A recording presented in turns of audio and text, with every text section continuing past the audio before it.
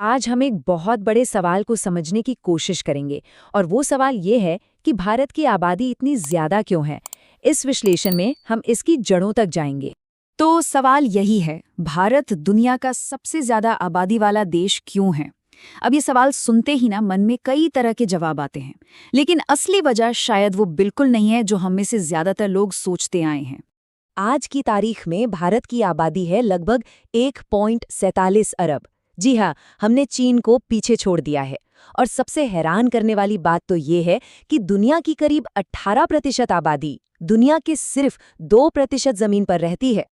अच्छा, तो जब भी भारत की बड़ी आबादी की बात होती है तो आम तौर पर यही वजहें गिनाई जाती हैं कि भाई गरीबी है, शिक्षा की कमी है इसलिए लोग परिवार नियोजन नहीं करते, या फिर घर में ज्यादा कमाने वाले हाथ चाहिए इसलिए ज्यादा बच्चे पैदा करते हैं। और कुछ लोग तो सीधा सीधा यूपी और बिहार जैसे राज्यों पर ही ठीकरा फोड़ देते हैं। देखिए, ये बातें शायद थोड़ी बहुत सही हो सकती हैं, लेकिन ये पूरी कहानी नहीं है। ये असली और सबसे बड़ी वजह तो बिल्कुल नहीं है। असली कहानी को समझने के लिए हमें ये जानना होगा कि भारत की इतनी बड़ी आबादी होना कोई नई बात नहीं है। ये तो हजारों सालों से चली आ रही एक हकीकत है। इतिहासकार एंगस मैडिसन के मुताबिक पहली सदी से लेकर 1000 ईस्वी तक दुनिया में हर तीसरा इंसान भारतीय था। जरा सोचिए इस बारे में। आज दुनिया का हर छठा व्यक्ति भारतीय है। इसका मतलब तो ये हुआ कि दुनिया की आबादी के हिसाब से देखें तो भारत की जनसंख्या का हिस्सा और भी ज्यादा हुआ करता था। तो फिर असली वजह क्या है? असल वजह एक ऐसा फैक्टर है जो किसी के भी कंट्रोल से बाहर है, और जवाब सिर्फ एक शब्द में छिपा है: भूगोल।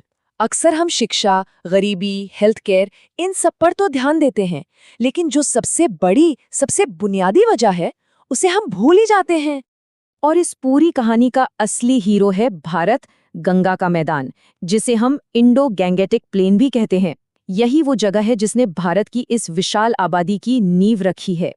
हुआ ये कि करीब 5 करोड़ साल पहले जब भारतीय टेक्टोनिक प्लेट यूरेशियन प्लेट से टकराई तो हिमालय पहाड़ बने, और इन पहाड़ों के ठीक नीचे एक बहुत बड़ी खाई बन गई।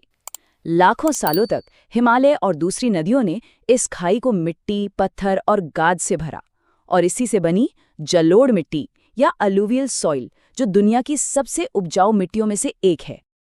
अब भारत का ये उपजाऊ मैदान कितना बड़ा है, इसका अंदाजा आप इन आंकड़ों से लगाइए। ये मैदान 7 लाख वर्ग किलोमीटर से भी ज्यादा में फैला है। मतलब चीन के सबसे बड़े मैदान से करीब करीब 2 गुना, और मिस्र की मशहूर नील नदी घाटी से तो 20 गुना से भी ज्यादा बड़ा।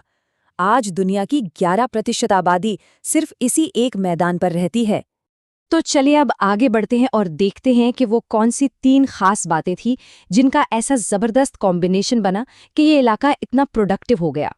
इस इलाके को ना 3 जबरदस्त भौगोलिक फायदे मिले।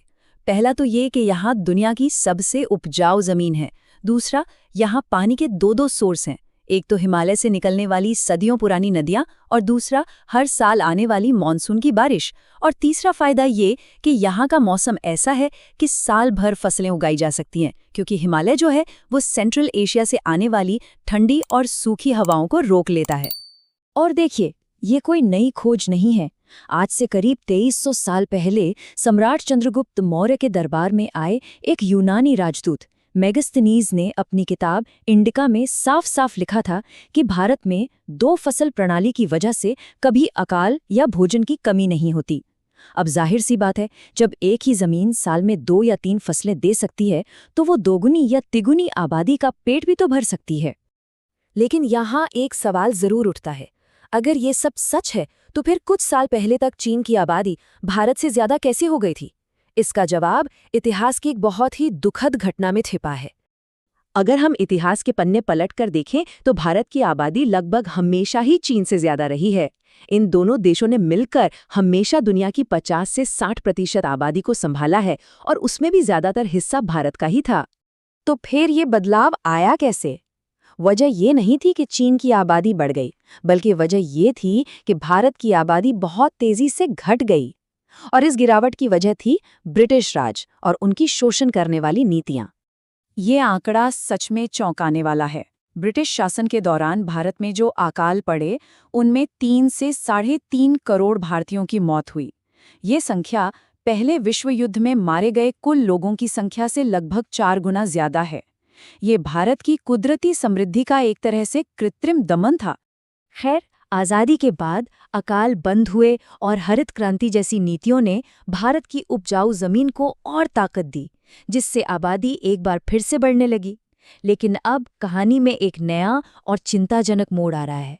तो अगली बार अगर कोई ये सवाल उठाए कि भारत इतना ज्यादा आबादी वाला क्यों है, तो इसका एक सरल सा जवाब है, भारत ज्यादा आबादी वाला नहीं है, बल्कि भौगोलिक रूप से एक धन्य देश है।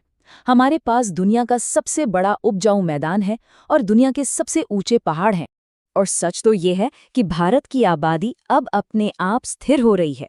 हमारी जो टोटल फर्टिलिटी रेट है, मतलब एक महिला अपनी जिंदगी में औसतन कितने बच्चों को जन्म देती है, वो अब 1.9 पर आ गई है। किसी भी आबादी को स्थिर रखने के लिए ये आंकड़ा 2.1 होना चाहिए। इसका सीधा सा मतलब ये है कि आने वाले कुछ दशकों में भारत की आबादी असल में घटने लगेगी। लेकिन एक बहुत बड़ी लेकिन है।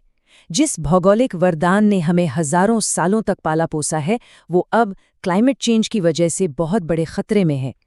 हिमालय के ग्लेशियर बहुत तेजी से पिघल रहे हैं, मानसून का कोई भरोसा नहीं रहा, जमीन के नीचे का पानी तेजी से खत्म हो रहा है और हमारी नदियां या तो सूख रही हैं या फिर बुरी तरह प्रदूषित हो चुकी हैं। और यही हमें इस विश्लेषण के आखिर में एक बहुत ही गंभीर सवाल पर लाकर खड़ा कर देता है। क्या ये भौगोलिक वरदान, जो हजारों सालों से भारत के लिए जीवन का स्रोत रहा, अब हमारी इसी विशाल आबादी के लिए एक अभिशाप में बदलने जा रहा है? ये एक ऐसा विचार है जिस पर हम सभी को बहुत गहराई से सोचना होगा।